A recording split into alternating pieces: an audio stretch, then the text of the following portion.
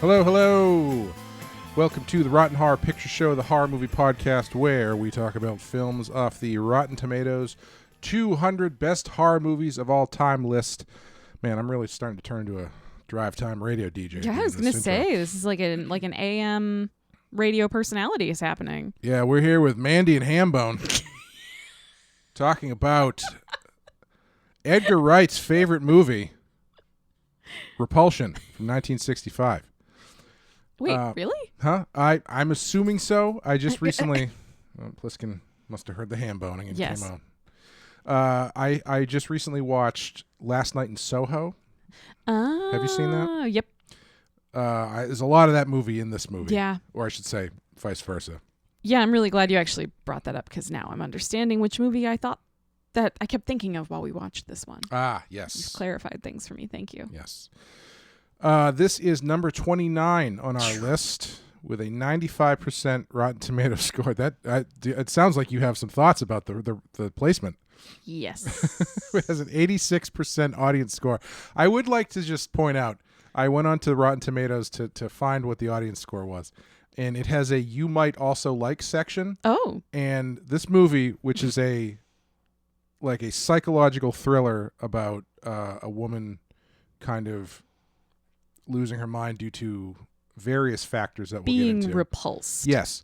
I might also like, if I enjoyed this movie, Pusher 2, which is the second movie in the Nicholas Winding Refn Pusher series about drug dealers in Denmark. Ken Russell's The Devils. Okay. Across 110th Street, which is a fantastic movie, but is like the more blaxploitation version of In the Heat of the Night. Oh, okay. White cop, black cop, Italian white cop, racist to black cop. They have to team up to fight the gangsters and stuff. Got it. The Man Who Fell to Earth. Oh. And John Woo's The Killer. Which, when I watched this movie, what you might have been thinking of Last Night in Soho when you watched this movie, I was thinking of John Woo's The Killer. Okay, and this is the difference between you and I. Yes. Yeah. Anyway, had you seen this movie before? No, I knew nothing about this other than it was done by Roman Polanski. Yes, this was one I had not seen. I thought I had maybe watched some of it, but I think I was thinking of his other apartment-based movie that is not Rosemary's Baby, which is The Tenant? The Tenant. Yeah. Which I don't remember if I finished. That was an early Netflix disc rental that I think I might have tried to watch a couple times and just ended up sending it back. But had not seen Repulsion. I had heard a lot about it. Mm-hmm. I've heard people talk about this movie quite a bit. I think there's a section in House of Psychotic Women. That would make sense. About this. She belongs in that house. Yes, I think this... She's a preeminent roommate in that house. I think this is one of the core House of Psychotic Women texts. Yes. But yeah, I was looking forward to it. I had not seen it before. So yeah, I guess we'll play the trailer for you. We'll jump right into it. That. This is Carol Ledoux, young, beautiful, desirable. Men found her irresistible. But something is happening to her. Something that she doesn't quite understand.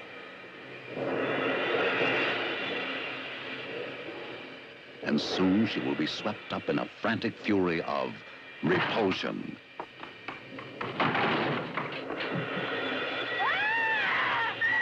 Repulsion, a frightening film that takes the everyday world and distorts it.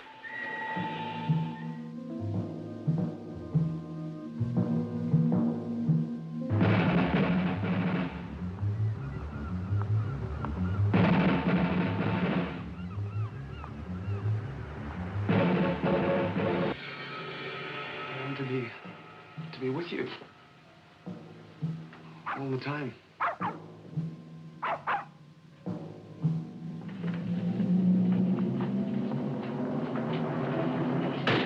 Repulsion, a terrifying look at the dark side of innocence, losing control.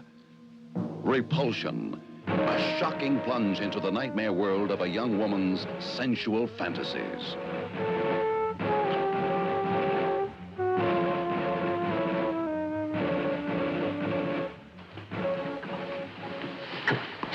Just a little kiss between friends, huh? Come on.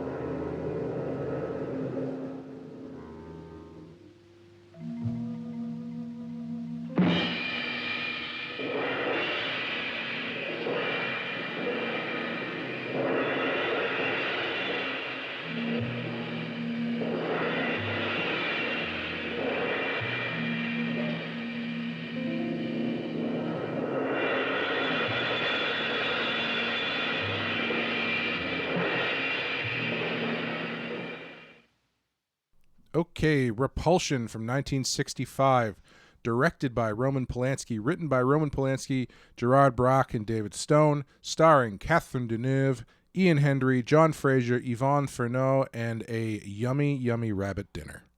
Amanda, what happens in Repulsion? In Roman Polanski's first English-language film, beautiful young manicurist Carol suffers from androphobia, the pathological fear of interaction Androids. with men. Oh, sorry. When her sister and roommate Helen leaves their London flat to go on an Italian holiday with her married boyfriend, Carol withdraws into her apartment. She begins to experience frightful hallucinations, her fear gradually mutating into madness. Mm-hmm. Yeah, pretty much. Yeah, this one's a pretty accurate description. Yeah. Well, Clay, some things you'll find in Repulsion include your best bib and tucker. Yes, I don't know what that means. I have no idea. I guess it means to look, It's put when on you your best feel clothes. like going on a spree. Yeah. I'm sorry. I'm not English. From 1965. No. No. No, I don't say silly things. What about feet washing in the hand sink? Disgusting. There's a bathtub right there. I love how much you hate this one. Ugh. I love. I hate it as much as she hates the fact that he puts his razor in her glass, which I also, that's pretty gross. Yeah, that is pretty gross. 'Cause Yeah. I'm assuming she uses that glass to like drink water. Yeah, I mean, to be fair, a little bit. Empty glass in the bathroom, probably easy to just like drop your shit in there. Yeah. But As a man would. yeah, exactly. But at the same time, anyone who is considerate might not do that. In a house they don't live in. Yes. Yes. Yeah. Well, you'll also find extended street corner ham boning. No, it's actually. If only you had spoons to play. Yeah. Those guys, they hang on those guys I for a while, love them. and I am happy when they do. They're my favorite part of the movie. Yes, I feel like I feel like she looked at them and was like, "These are the only men." Yes. Who I who I would think like are to worth allow into society. You'll also. When will these men ask me on a date? Yeah. All three of them, though. Yes. Has to be the total package. All or nothing. Mm-hmm. You'll also find 60s British wrestling. Yeah, I'm always happy when you find wrestling in the background somewhere. Would you have been happier if this whole movie was just 60s British wrestling?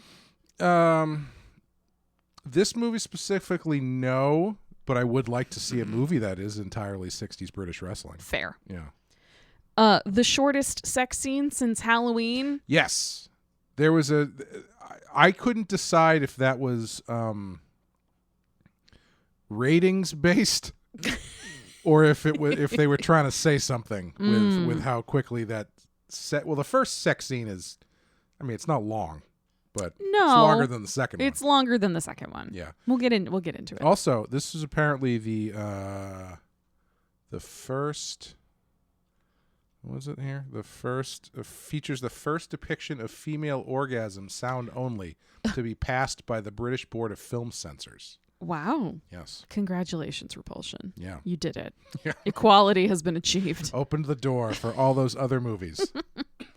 And lastly, you will find The Passage of Time illustrated via potatoes. Sometimes a character grows a mustache. Yep. Sometimes you just do a fade dissolve on a clock. You come back to a town and it's shabbier than it used to be. Mm-hmm. And other times you just have a potato that gets grosser and grosser. Yep. Sprouted potatoes. Yes. So, Repulsion. Yes.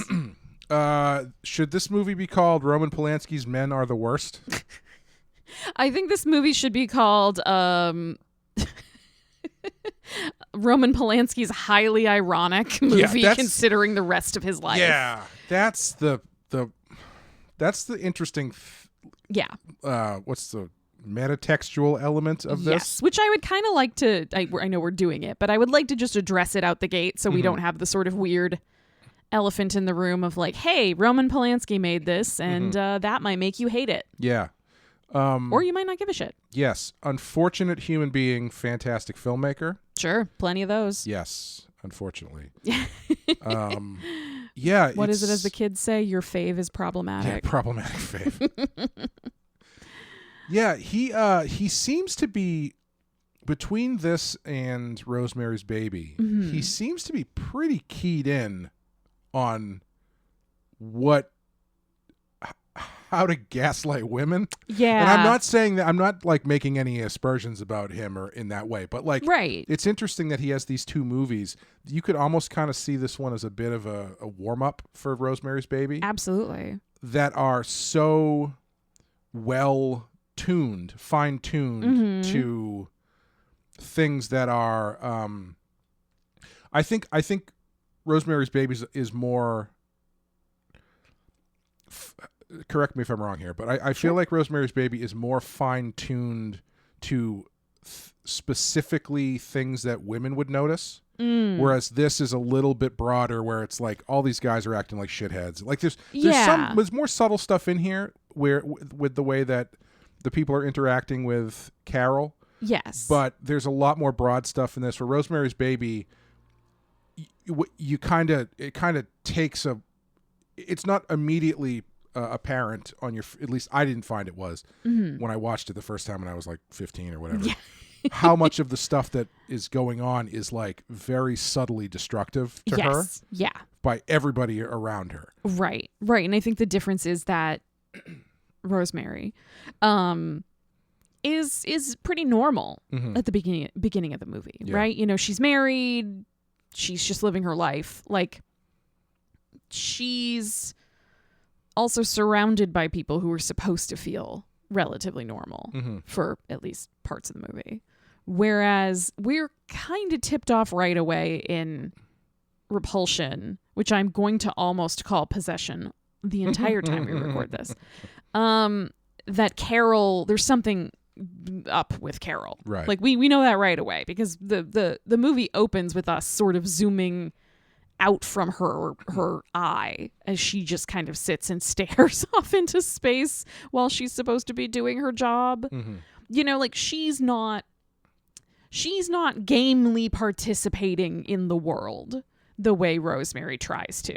Rosemary tries to just be like, no, everything's fine. This is okay. This is how things are supposed to go. Like, sure, maybe everything's not perfect, but like Rosemary wants to believe that the world is sane and that she's the one with the problem, whereas Carol very much believes that the world is the problem. Yeah, and I would also say a difference too is Rosemary, people in Rosemary's Baby are actively being malicious towards her, where in Repulsion, I don't think people are considering Carol at all. Yeah. And that's a big part of what this movie's kind of like bring to the forefront. Yeah. Like the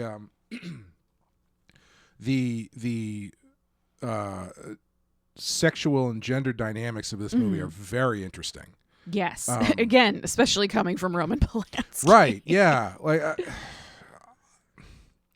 I would like to give the guy the benefit of the doubt and just maybe assume that his wife and unborn child being horribly murdered like broke his brain, and but I know that humans don't always work like that. It is a oddly thoughtful, and it's a thoughtful and considerate kind of like look at the way that women are treated a lot of the times, and especially through her eyes too, which is the most interesting part, where it's like not only is he just showing this stuff, but he's doing it through her eyes in a way that feels, even though it's part of her sort of psychosis, feels oddly honest about the way things actually kind of play out a lot of the times. Yeah, because I think one of the key things about this movie is that Carol is stunningly beautiful. Mm-hmm.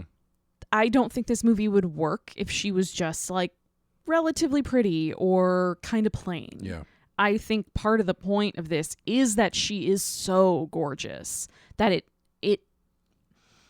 she impacts those around her through her physical presence, not through her as a person. Mm-hmm. Do you know what I mean? Like the men and the women around her react to her based on how she looks. Yes. As though she were an object, not on how she speaks or her emotional or inner life. Like those things don't really seem to concern many people in this movie. And I think that part of it is that the assumption is just kind of, oh, well, she's beautiful and that's her main quality. Right. That is the thing she's on this earth for, is her beauty. And beyond that, we don't have to pay attention. And it's interesting, too, because everyone outside of her house kind of treats her as though she's just sort of an object. Mm-hmm. Whereas her sister is the one who's kind of like, what the fuck is wrong with you? Yeah. Go to work. She doesn't, her sister's gorgeous too. Yeah. She doesn't have time for, it's like, it feels more honest as a sisterly relationship where it's like, she's just my sister. Get off your ass, go to work. I do think there's a little bit of underlying resentment there though. Okay. Because I think there is an attitude of, Helen is her sister. Mm-hmm. She's older. It's her flat. Mm-hmm. She obviously also works some kind of job. She's the one who handles the rent and deals with the creepy landlord and kind of cooks dinner and keeps the place decent and keeps Carol like, what are you doing? Get dressed. You have to go to work. Like, I think that it's that attitude you see sometimes with siblings. I think, and I don't know this because I don't have any sisters, but I think you can slip into it, especially when you're siblings of the same gender, where you can't help but compare yourselves. Sure, yeah. And I think there's a little bit of this attitude from Helen of she's the beautiful one. So she gets to sort of drift around and be flighty and stare off into space. I'm not as beautiful as her, or I'm not considered as beautiful as her. So I'm the practical one. I'm the older sister, so I have to take care of her. And I have to actually like go out in the world and make a mark somehow. Yeah. People aren't remarking on me just because I walked down the street. I'm the one who has to take care of all the practical stuff. And that's why when Carol's like, but why are you leaving? Where are you going? Why are you going to be gone? Don't go so long. And she's just like, I need to be able to go live a life. I need to be able to get out of this house. You need to learn how to be fine with that. Right. There's a little bit of that sort of like trying to push her out of the nest, I think. Yeah. And the thing that's fascinating about that relationship is Helen doesn't seem to realize that there's something deeply wrong with Carol. Yeah. And I think if she did, their relationship might be a little bit different. Absolutely. And I think that's part of it too, where no one in this movie considers Carol at all, really. Yeah. Even handsome English Norm Macdonald there. Oh, you mean that smooth boy? Yes. Colin. His name is Colin. He's the closest thing she has to a relationship, even though I'm not totally sure what their relationship is, because the way that he and his friends talk about her, it sounds like it's sort of like a new thing, but the way she interacts with him, it feels like it's like he has her phone number and knows where she lives and stuff. So I'm not totally sure what their relationship is. I kind of got the vibe we're supposed to feel like we're coming into Carol's life kind of in media res. Yeah. Like she lives here. She and her sister are obviously, and here is South Kensington in London, which my husband was very excited about because he briefly lived there himself. And he like recognized it right away when she was walking down the street. He was like, holy shit, I know that street. And I was like, well, that's where I was repulsed. Yeah. But they're foreigners. Mm-hmm. They've moved to London. They have jobs. The sister has a boyfriend.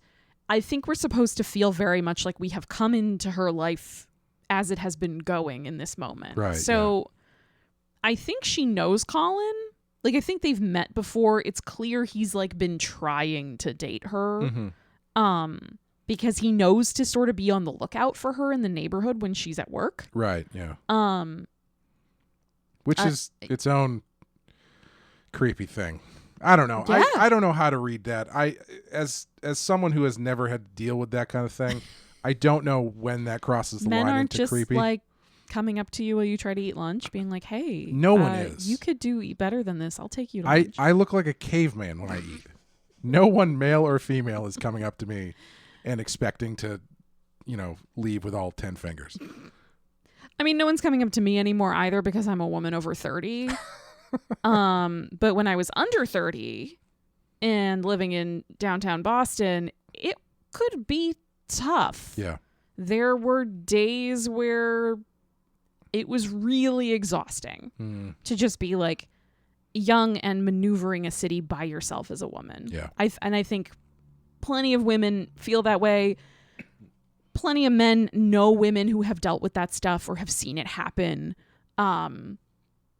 It's so interesting to me that this movie is, I mean, Jesus, what is this, a 60-year-old movie? Yeah. And a lot of the things she deals with just existing as a woman in a metropolitan area still feel really relatable and very true to life. Nobody on the street sort of goes out of their way to be really aggressive towards her. It's all these small things. It's you're just trying to cross the street and some guy on his break from his construction job yells at you. Right. Or some dude comes up and tugs your hair because he thinks that's cute. Yeesh. I mean, when I had sort of like a faux hawk thing going on, I would have men come up and run their hands through my hair. Yeah. Yeah. That's not cool. It's real gross. But On yeah. what planet does that seem okay? I mean, it's not about okay or not. I know. This feeds perfectly into our conversation where you're not considering this woman as a person. Yeah. She's an object. She's something beautiful that you want a piece of. I just can't imagine doing that or having that done to me and not ending up with someone getting a black eye because of it. I mean, it's not fun. I imagine it's not. Yeah, but it does wear on you psychologically, and it's a strange place to find yourself when you feel so hyper visible, just trying to like go to CVS to get Pepto-Bismol because you have food poisoning. Right. Do you know what I mean? Like Yeah. you feel awful. You feel like you look like shit, and you're trying. Well, isn't that when you would most want someone to point out that you're hot? Honestly, it's it's some of the guys who would be like, "Oh, what's wrong? You should cheer up, smile." And then when you don't, You're like, I've been shitting for 12 hours. well, when you don't, you have like what the man a couple months ago in front of the CVS said to me, which is, "You need to fix your face."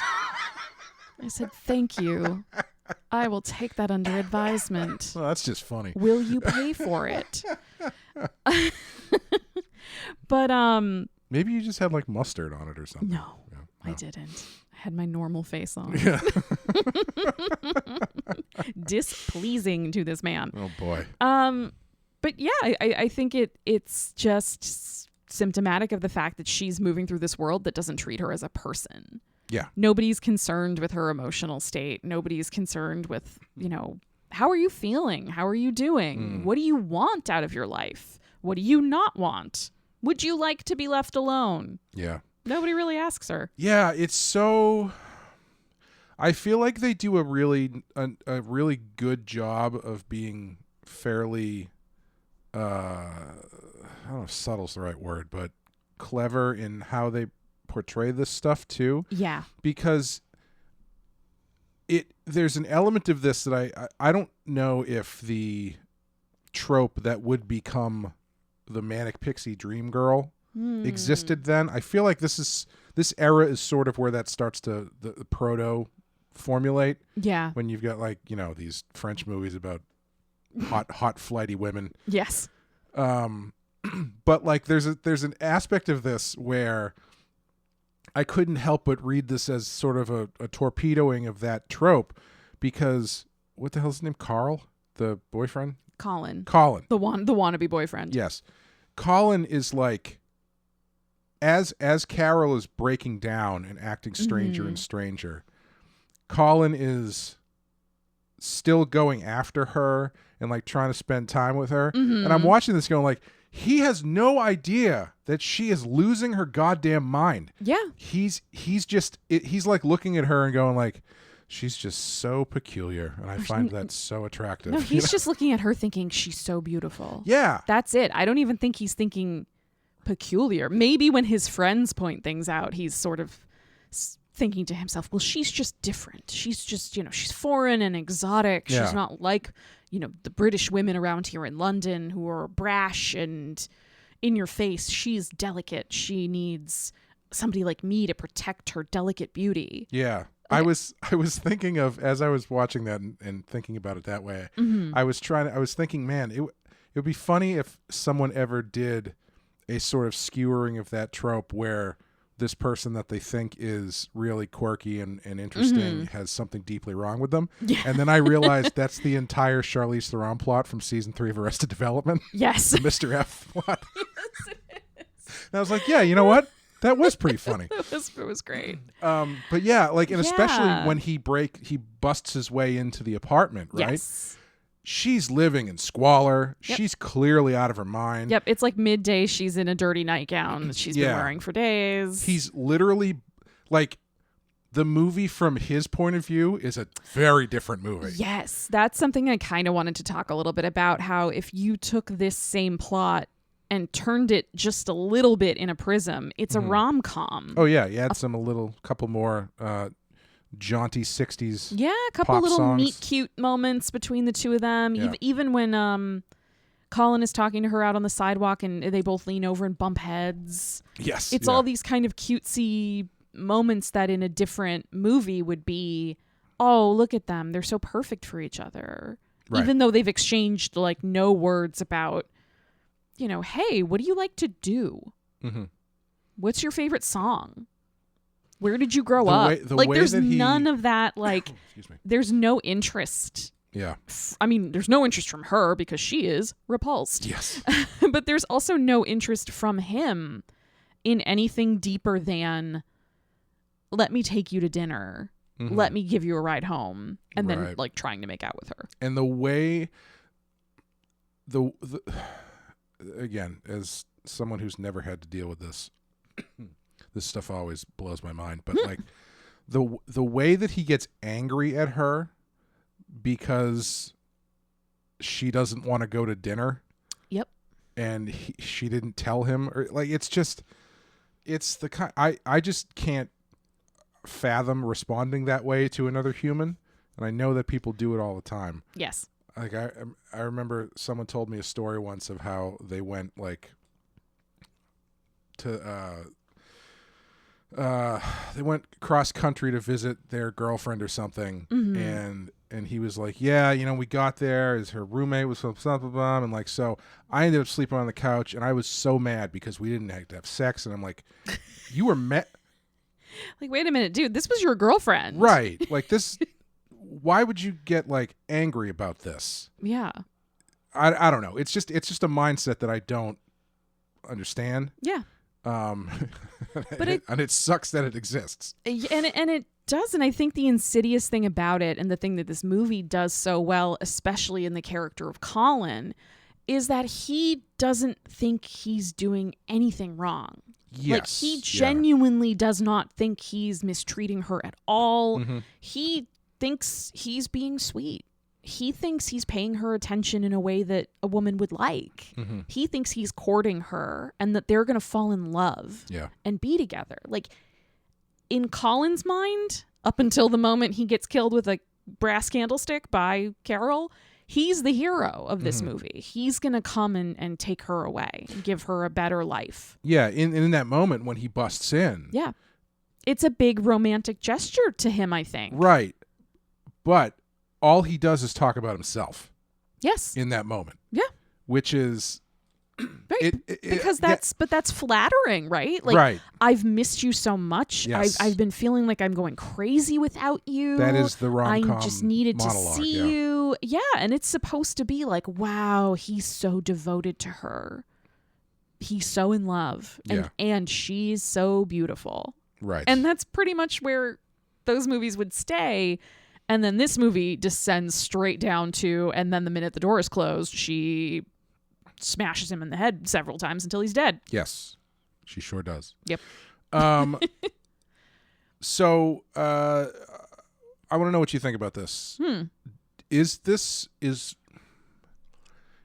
movie about Carol dealing with PTSD from an attack and a rape?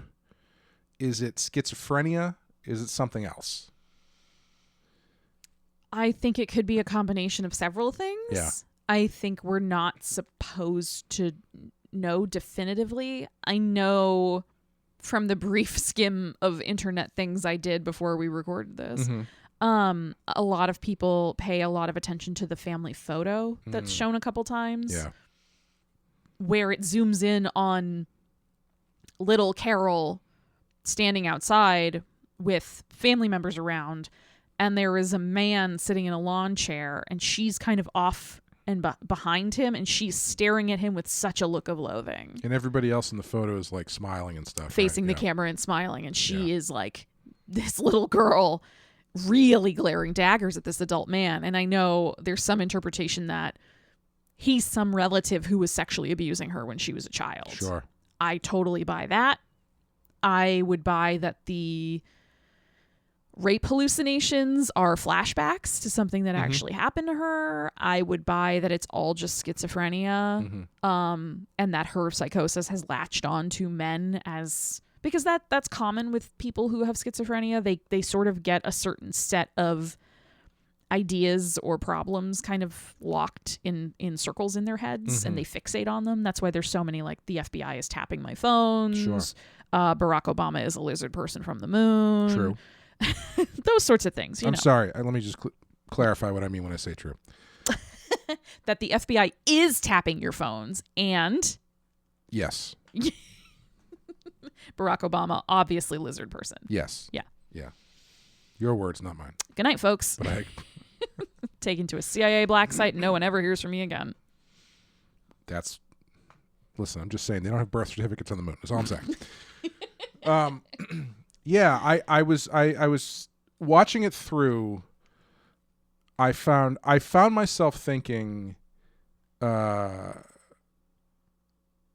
until they showed that first dream assault sequence, I was kind of thinking, I kind of hope they don't show you any indication of what's going on. But those scenes are so scary and so well done that I'm glad they're in there. But I was thinking, it kind of takes away a little bit of the ambiguity that I enjoy. But I was reading there's a reading of the movie that those are not things that have happened. They're just things she's afraid of happening. Yeah. Which I hadn't considered, which is equally as valid and equally as scary. Yeah. And whatever it is that's causing this breakdown, whether or not it is just this schizophrenia that's anchored on this fear of men and their advances and stuff, or if it's a reaction to a prior sexual assault, it actually increases the ambiguity of it, which I like. Yeah. The thing that I found myself thinking though was, so if you assume that I think I know the answer to this, but either way, but if you assume that the what you're seeing in those dream sequences are flashbacks and she has this trauma, is it something that her sister knows happened? And I feel like the answer is probably no. I would guess that the answer would be no. Yeah. Because I think we would then either get some more sympathy from her sister towards Carol. Because I think Helen is a little harsh and a little dismissive of Carol, but I don't think she doesn't care. Right. Yeah. Or I think even worse, you might get one of those moments where it's like, is this still about what happened with Roger or what, you know? I actually thought that there was a possibility that the person who attacked her or assaulted her was the sister's boyfriend because of how much she rejects all of his things being there. Well, doesn't she like get nauseous when she like finds his clothes? Yeah, she finds his like tank top on the ground and smells it and then and goes and throws up. Yeah. And it's a tank top similar to the one being worn by the guy in her dream sequence that that's a good point. Assaults her. And I actually thought it was him. Yeah. Because he looks like a doughy English guy. Yeah. From the 60s. Was there any other type from the 60s? Skinny. Got it. That's it. Got it. Just the two. And so I was thinking about that, and like, because there's a lot of things from the boyfriend that get sort of thrown in there, like the postcard from Pisa that the giant phallic symbol. Yes. Yeah. And the tank top and the stuff in the razor. The razor. Yeah. And so I thought that might have been a possibility. And I think what's great is that it doesn't give you any answers. Yeah. Because I think there's a modern version of this movie where in the first like opening scene you get some exposition from Helen where she's like, "Listen, I know what happened to you was awful, but it's been 5 years since then. Exactly. And Uncle John's been in jail. Right. So you or really he died, need to start living your life." Yeah, you need to move on. Yeah, I think you're totally right. I think the lesser version of this movie would lay it all out there that she has some sort of dark trauma in her past. Yeah. Whereas this hints at it, but also leaves it open enough that maybe not. Maybe she's just mentally ill. Maybe this is just her brain chemistry misfiring and fucking up her life, frankly. Yeah, and I think what's really clever about as you were saying, it kind of picks up in media res of her life. Mm-hmm. You don't it kind of stops you from having to provide a catalyst, a specific catalyst. Obviously, I guess the catalyst is the sister going away and like leaving her unattended. Yeah. But there's no single event where she gets like followed home or something. Right. You know what I mean? Like she Right. is in this starting this decline when we start the movie. Yeah. And so you're just sort of picking it up as she's really going over the edge. Right, but whatever tipping point happened, whether it was just a matter of time in biology or something from her past that she couldn't lock away in her mind any longer, that process has already started by the time we tune in as an audience. Yeah. Yeah. And I'm also glad there's no moment where like before she probably has a page and a half of dialogue in this movie. Yeah. If that. And I'm happy that there's no moment where the landlord is chatting her up or something. I'm happy she doesn't look at him and go like, you remind me of my father. Right? Yeah, I'm that would have been actually kind of cool, but not in this movie. Not in this movie. That's a very different movie. Yes. Look for my inferior remake of Repulsion. Somewhat repelled. Yeah, I find it interesting too that Carol has sort of arranged her whole life so that she can be mostly surrounded by women. Mm-hmm. She lives with her sister near a convent or a church. Yeah. That was the other alternate title that seemed as like, oh God, why can't I just be a nun? Yeah. And then her job as a beautician, she's in a beauty parlor where it's only women as clients. It's only women who work there. Mm-hmm. So she's sort of, I think that makes this clear that this has been some sort of ongoing problem for her. This is not like a new thing because she's arranged her life to minimize the amount of interaction she has to have with men. Yeah. The other thing I really enjoy about this movie is the symbolism of her. There's no symbolism in this movie. No.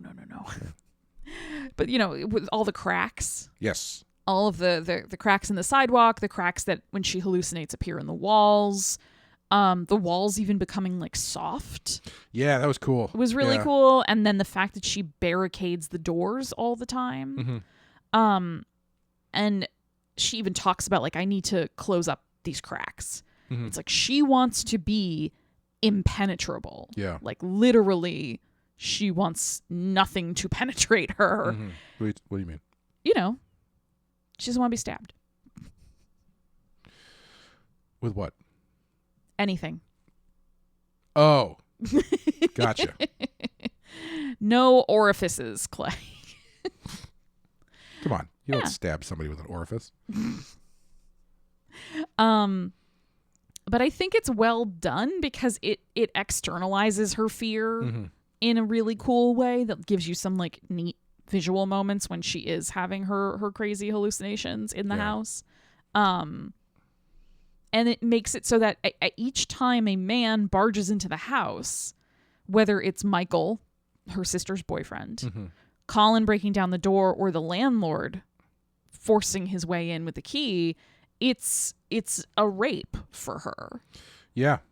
She is being intruded upon. There is something foreign that has forced its way into her sanctuary. Yeah, and point. I think for her it's an assault every time. It's a sexualized assault every time, which is why I think she reacts with such visceral anger and violence when it gets to the point where, you know, Colin's busting down the door and the landlord's coming in, violating her sanctuary and then trying to violate her. Right. Yeah. Yeah. Man, that landlord sequence. Oh my God. When you think Skin crawling. You think Ugh. one guy in this movie could not be a complete creep. And it's like, I mean, you at least think like maybe he'll come in and be an asshole. Yeah. But then he's also a creep. Yeah. Oh, I had a landlord who just liked to just come over. No, I did. I don't. No. I don't. He was this older guy who owned the building believe my roommate and I lived in when we were 21 and 22. Mm-hmm. And he would just, you know, casually notice that the blinds on one of our window were broken. Mm-hmm. And he'd just show up sometimes, unannounced. Send him to my house. My blinds are broken.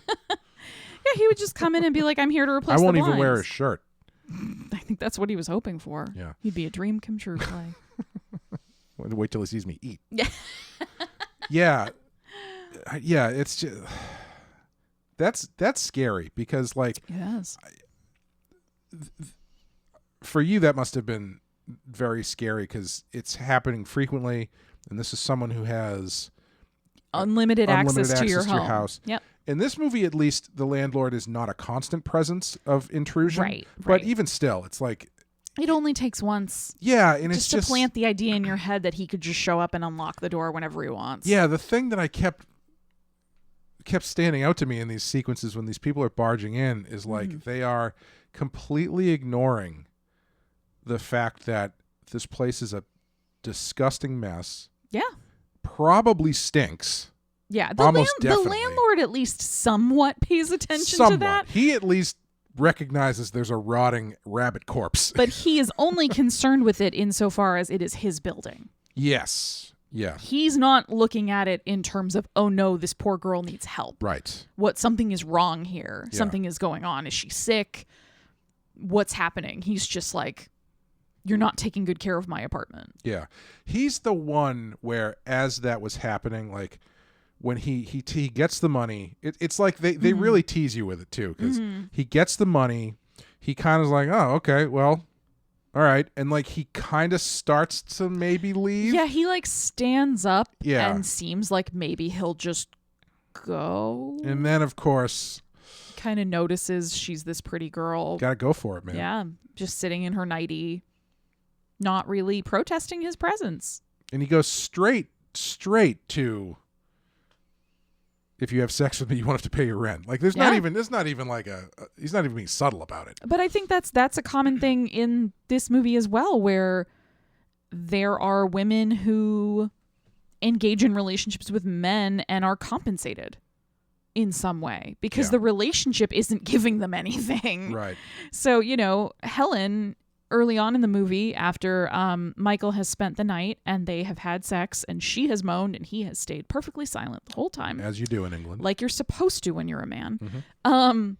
Side note, it bothers me so much in movies when there are sex scenes, like through the wall, like you're hearing a neighbor, and you only hear the woman.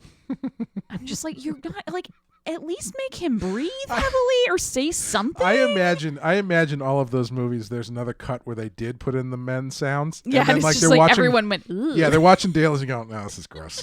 But even just have him say something like, Yes, darling. I don't know. But when Michael is leaving that morning, he is in a rush all of a sudden because he's got a wife. Mm-hmm. And Helen is saying, wait, but aren't you going to drop me off? I have to go to work when you were going to drop me off. And he says, oh, here, take a cab. And he pulls out money. Yeah. And he very pointedly gives her the money. Mm-hmm.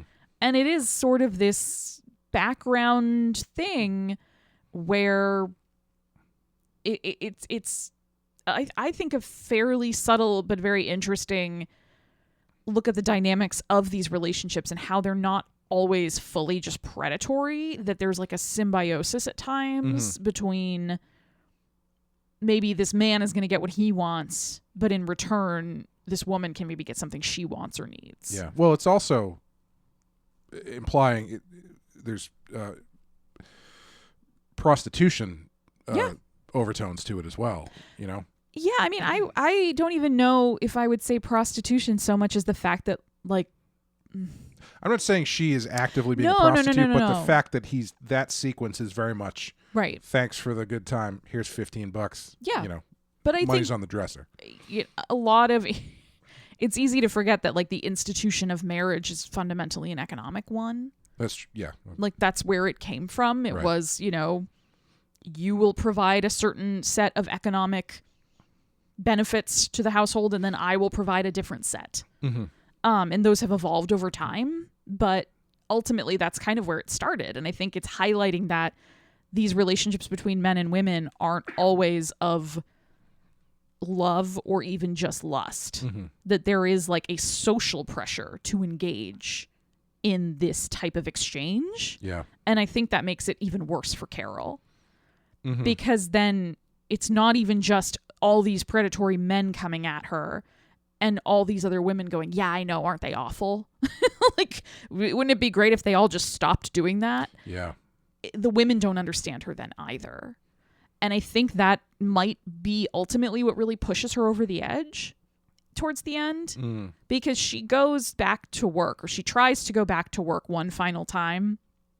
And there's this other young woman she works with, and they've seemed kind of friendly the whole movie, not necessarily like best friends, but like they get along well. Mm-hmm. And they're sitting down in the break room, and the coworker is kind of helping her get her uniform off and helping her get dressed and saying, well, what's wrong? You tell me what's happening. And she's like bawling her eyes out, right? She's crying. That happened earlier. Oh, okay. And Carol kind of comforted her, or tried to comfort her. This is later on. Oh, okay. Sure. And she's trying to cheer Carol up. She's the only person in the whole movie who's like, what's wrong? Tell me what's wrong. Maybe this will help you. Maybe like she's concerned with Carol's emotional state. Mm-hmm. And she suggests, well, you've been stuck in the house all day for days. You should go see a movie. You should go to the theater, go see a movie. Yeah. And you can see the moment where Carol thinks this woman is inviting her to the movies. Oh, really? I missed that. Yeah. And she's like, really? I would love that. Not, that's a great idea, I'll go. Yeah. It's, I would love that. That's how you respond when you're excited that the person you like has asked you on a date. Right. Yeah. And they start talking, and the coworkers... That's why I didn't notice it, because no one has ever responded that way to me. I thought you were going to say no one's ever asked you on a date. It's like, also you true. a liar. But they start talking, and the coworkers talking about this Charlie Chaplin movie and how funny it is and how much Carol would love it. And they start like genuinely really laughing together. And it seems like a moment where Carol might be able to pull herself out of what's happening to her. And then the coworker says, oh, Roger just loved it. Yeah. And it's like the boyfriend that she thought they had broken up, and they're back together, and it immediately switched. Like it's like a switch comes on or turns off. And Carol just completely shuts down again. And then she just goes home and locks herself back in the apartment. That's another version of this movie, is when that you might also have experience with. What if when Carol gets a friend? from the friend's perspective. Yeah. But it's so sad because it's she thinks that she's maybe gonna have somebody in the world, right? Yeah, and then it turns out nope, she's also kind of engaged in, I think, what to Carol seems like this sick game between men and women. Yeah, and isn't I might just be making this up to serve my point, but sure. Isn't the scene where she cuts the woman's finger? That's the thing that she's telling the girl who was crying is basically like, do whatever he says and just say you're sorry, essentially, right? Or something like that.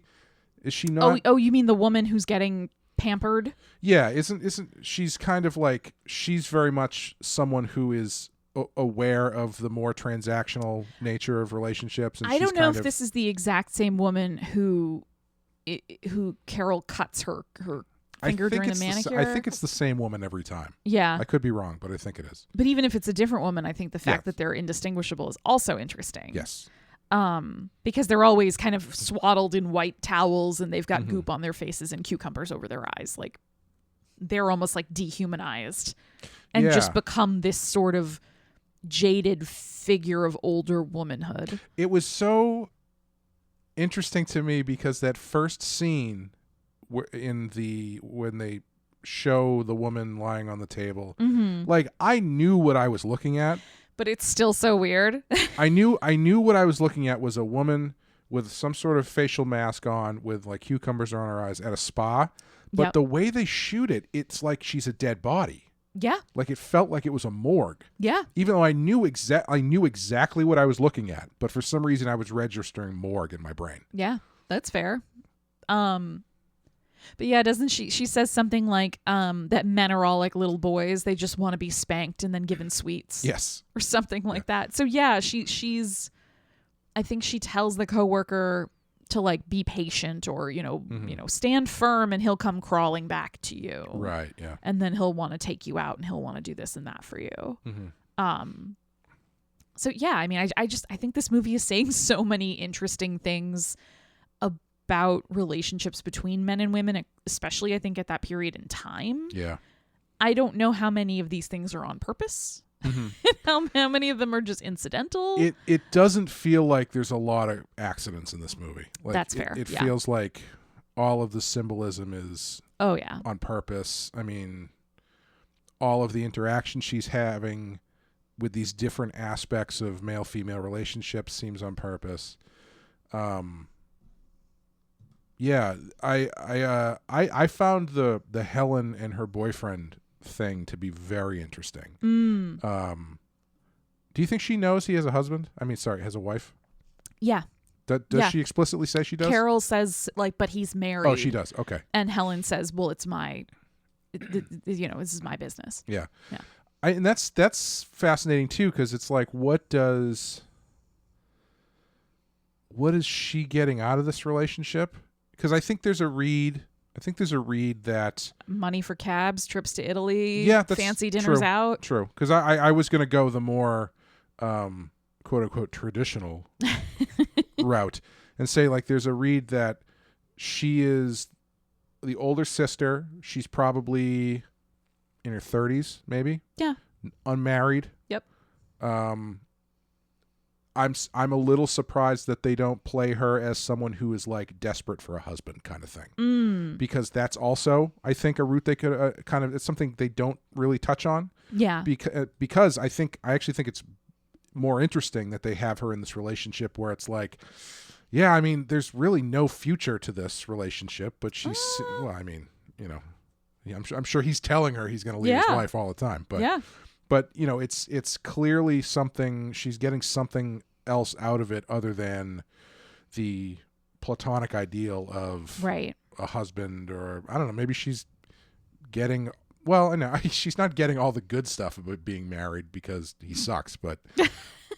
But at the same time, she's not getting all the bad stuff of being married. Yeah, she doesn't have to keep house for him. She doesn't have to do his laundry. Yeah. She's not, taking care of any of his children that they've had together. She's not dealing with him when he's cranky because he just got back from work. Like, he's doing all the fun stuff with her, and the wife's getting none of it.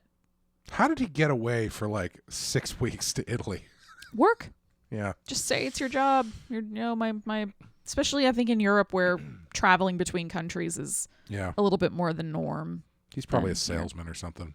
Who knows? Yeah. Doesn't matter in the movie, but what did you think of another reason that I thought maybe they were trying to imply that he was behind her possibly attacking her was I found it so strange at the end that he is the person who picks her up. Yes. And I didn't know. What did you think about that? That was actually going to be one of my questions as well, because that moment is so strange. Yeah. Like, by this point, she has been alone for a couple weeks.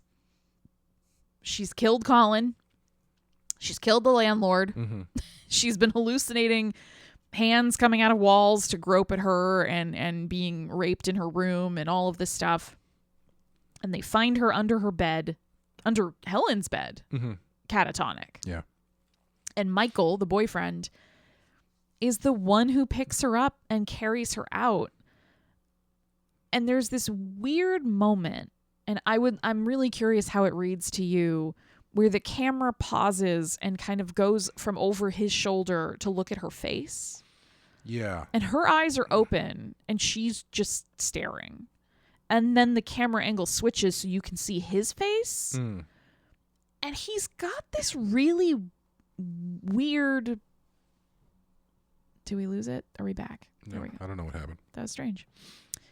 Well, the camera angle switches and it looks at his face and he's got this really weird expression. Yeah. Where he's not... I think you can interpret it many ways. Probably I'm reading way too much into it. But he looks almost pleased. Mm. Or like satisfied somehow. Or I don't know. He sort of stares down at her and she stares up at him. And she's just limp and docile like a doll. And he seems almost like, oh, this isn't so bad. Yeah. Like, I don't know. It's such a weird moment.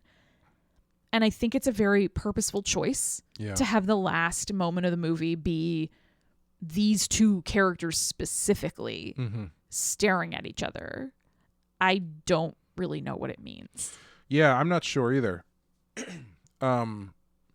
Because there is something about him being the first. Because even everybody who piles their way into the apartment to kind of gawk at her. Yeah. Again, nobody is paying any sort of attention to her. They keep saying, "Don't touch her." Right, which is something they always say at these things. But here, the context feels a little bit different. Yes. Because they are, again, treating her like an object and just to gawk at. Yeah. And him being the only person in the whole movie who really makes an attempt to consider her and like take her out of the situation is interesting. Yeah. I don't know.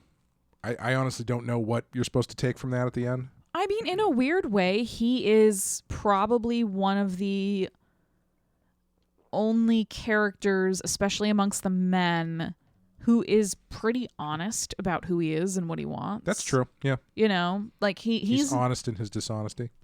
Yeah, exactly. Like it's not a secret that he's married. Right. You know, he's not fully honest with Helen, but he also is more upfront about what he wants from her, and even more upfront about what he wants from Carol, where he's like, she should be nicer to me. I want her to smile at me sometimes. Like, I wish she'd get off her high horse and she should change her face. Yeah, fix her face. Fix her face. Yeah. Whereas other people kind of try to couch it as, well, I was just trying to be nice. Right. And in a way, he's like, no. I think you should be nicer to me. Like, at least he's an upfront asshole. Right. Like a self-aware asshole to an extent. Yeah. Yeah. Not saying he's the good guy in the movie, but I think there's something about the fact that he's very aware of who he is and what women are to him that makes him a more honest character than many of the others. Yeah, I can definitely see that. Yeah. This movie, I think, is... I found myself very taken by how this movie was filmed. I thought it was like really, really well composed. Yeah. And it moves really well. I didn't find it to be boring at all, and it's just it was a kind of filmmaking that I was surprised had so much energy to it. And I know this is just an kind of an ageist thing to say, but for a movie from 1965, I thought it had a lot of zip to it in a way that it felt more modern than I was expecting.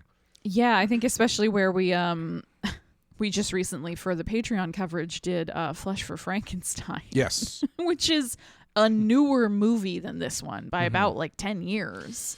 Yeah. Yep, and yet it feels much older. Yeah, Flesh for Frankenstein is kind it's a bit of a period piece. Yeah, so and it's deliberately, I think, more composed. Sure. Where everything is supposed to feel a bit more like a painting to a certain Absolutely, extent. yeah. This is not a good comparison. It's more just this is the last movie we watched. Yes. We watched together, and it's just interesting in my head of like how modern this one felt in comparison. Well, you mentioned it earlier. I think there's a lot of this movie in Possession as well. Yeah. Which we covered in February. Yeah, I mean, and it is interesting how close they feel, even though they're 15 or 20 years apart. Yeah. I feel like Heinrich from Possession, the flamboyant yes, the flamboyant paramour lover. Yes. Yeah. I feel like he would be right at home in this movie. Yes.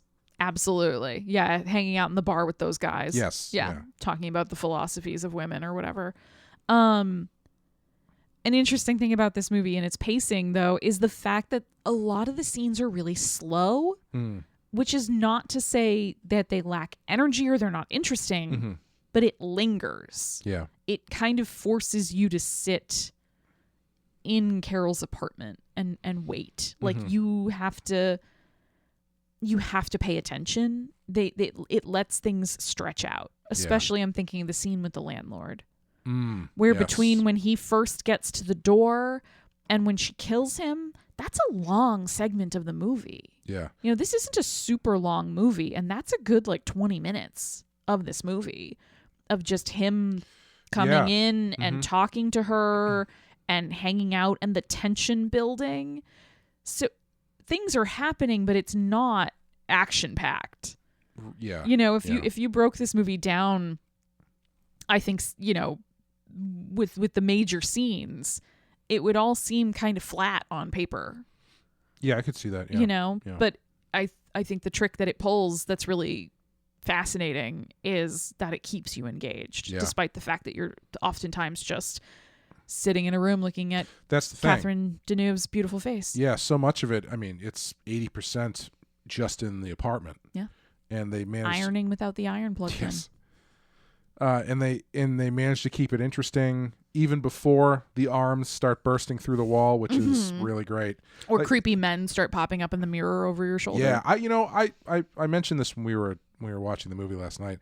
I would love to know, and if anybody out there happens to know this bit of trivia, please inform me.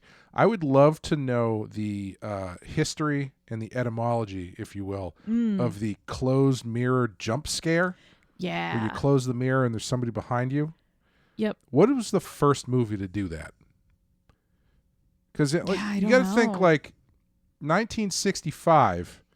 They've only been making movies for 40 years at this point. Like Hollywood only has existed for right. Yeah. Real in modern sense. Yes. So, what is there has to be an answer to this because the entirety of the history of cinema is documented. It all exists by its very nature. So I would love to know if anybody can follow that trope back to its origin point. I'd be curious to see if it was like some silent movie. I could see that because I think mirrors were a big part of how early special effects were done. Mm-hmm. So I could totally see that happening in a movie from 1922. Yeah, Charlie Chaplin brushing his teeth, and then he closes the mirror, and there's a werewolf behind him. Or something. that much forgotten Charlie Chaplin meets the werewolf movie. Somebody better make that. Yeah. I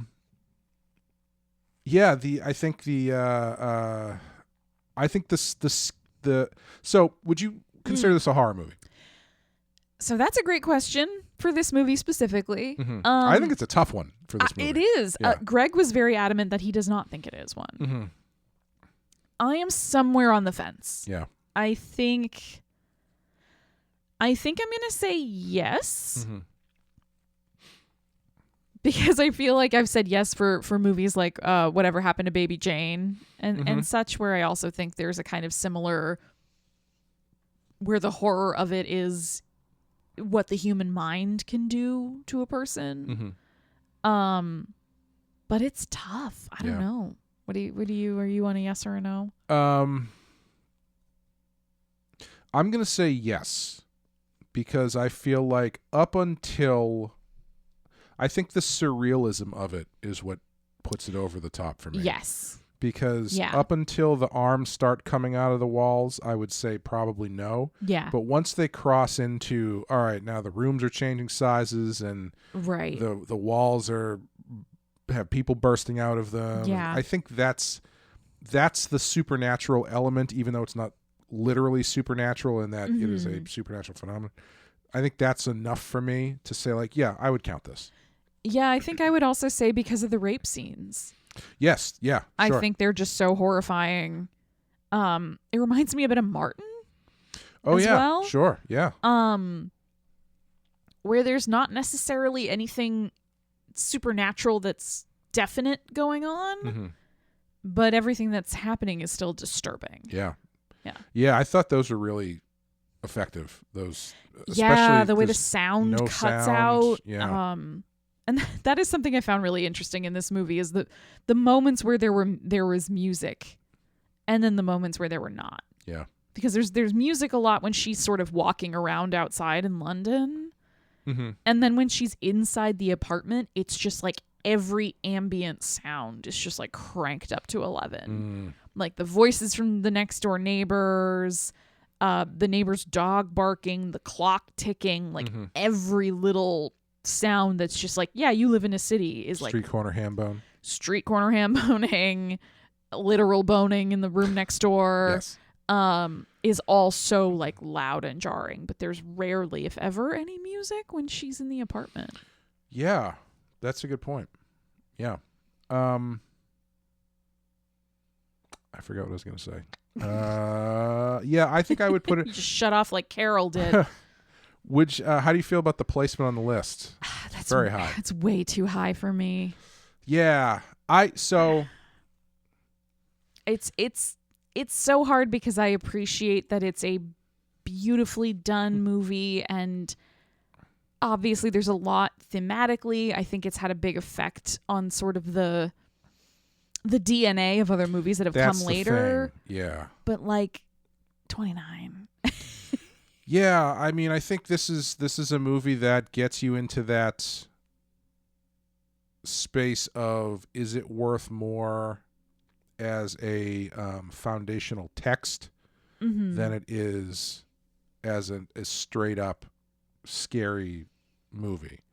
Like when we get into the top 10 of this list, I think like 5 of them are silent films, which I'm not saying those are bad, because I love the Nosferatu, still scary. But I think there's a certain point where you can be like, yeah, right, like it should be on the list, but maybe it's on the list because it helped inspire what came later. Yeah, you've got stuff like something like The Cabinet of Dr. Caligari, which is still very creepy, but it's not necessarily scary in the way, the traditional sense that movies are now. Right. That, I feel like that is as high as it is purely because of it being a bedrock text for the movies that come after it. Yeah. And this, I think, probably has a lot of that behind it, because I think this is a pretty foundational text for the House of Psychotic Women sort of movie. But yeah, I think 29. Is that what it was, 29? Yeah. That feels too high for me. If you told me it was 49, I'd be like, sure. I was just going to say like around 50. Yeah. I think I would be okay with. Yeah. Yeah. Anyway. That's going to do it for Repulsion. I hit I think I would like to watch this again.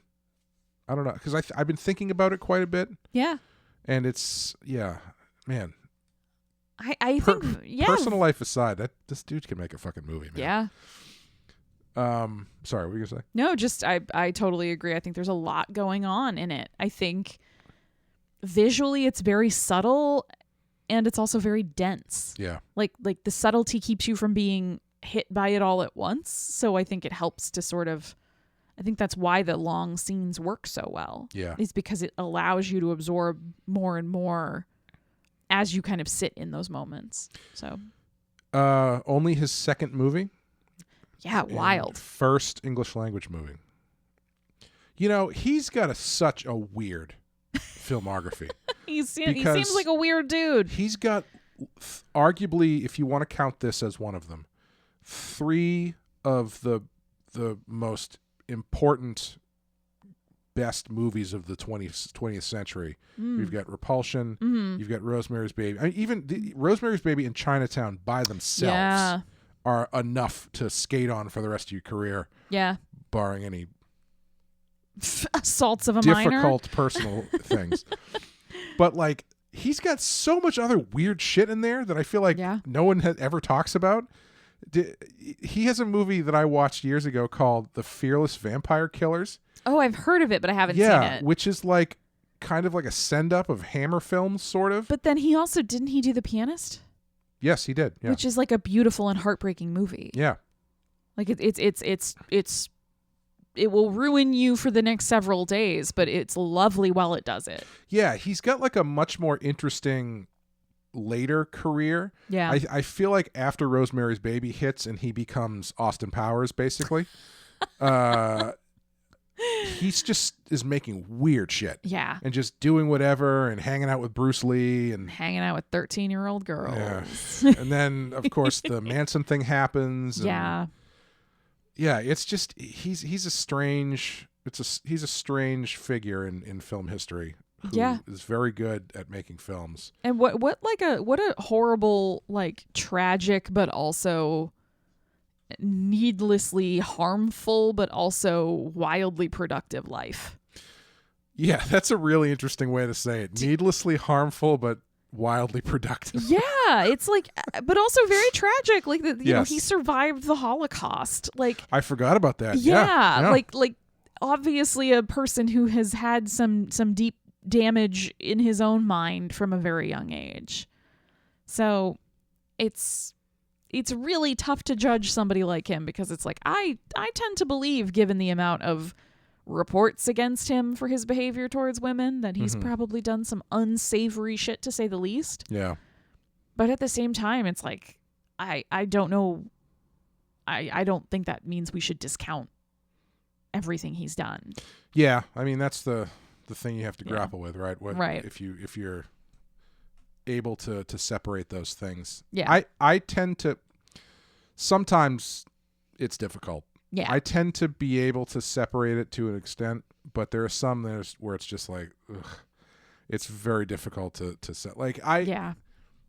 Really, do you stop watching any movie produced by Harvey Weinstein? I think that's a tough one to it's a tough one to parse out because like, what does that even mean? Like, right. You know, I don't even register his name. I mean, I do now. Like, yes, but prior to. But it's like, I'm not going to not watch Scream. Right. Because his name is in the credit. That was him, right? Miramax? Is that him? Probably. I don't remember, but you know what I mean. Yeah. But like, there's some things where it's like, I don't know what to think of Michael Jackson at this point. Right. But that has never stopped me from enjoying his music. Right. I'm sure there are moral arguments to be made that it should, but I don't know. It's just personally. And I mean, obviously, as not being someone who was a victim of one of these predators, right, or having any connection to that, it's a lot easier for me to do that. Yeah, it's much easier to just... And there is sort of the argument of like, if we started doing this with every person who had done something wrong, like what are you kind of left with? Art in general would be canceled. Yes. Unfortunately. But yeah, Polanski's got this. He did Knife in the Water, which is his first movie, which is very good, Repulsion. He made apparently he did Repulsion specifically because he knew it would make money, which would allow him to make this next movie, Cul-de-sac. Oh. That he was like a really personal picture Oh. that nobody ever talks about. Then the next thing he does is The Fearless Vampire Killers, which is either where he meets Sharon Tate or, I mean, she's in it. Yeah. So I don't know if that's where they meet or if he met her and then they were together and then he made this movie with her in it. Yeah. Then Rosemary's Baby. Then he does Macbeth, which I would like to see. Then he does a movie called What? Which seems to be some sort of like Italian romp. Then Chinatown and The Tenant. And then, he did Frantic. I forgot about Frantic with Harrison Ford. That was 88.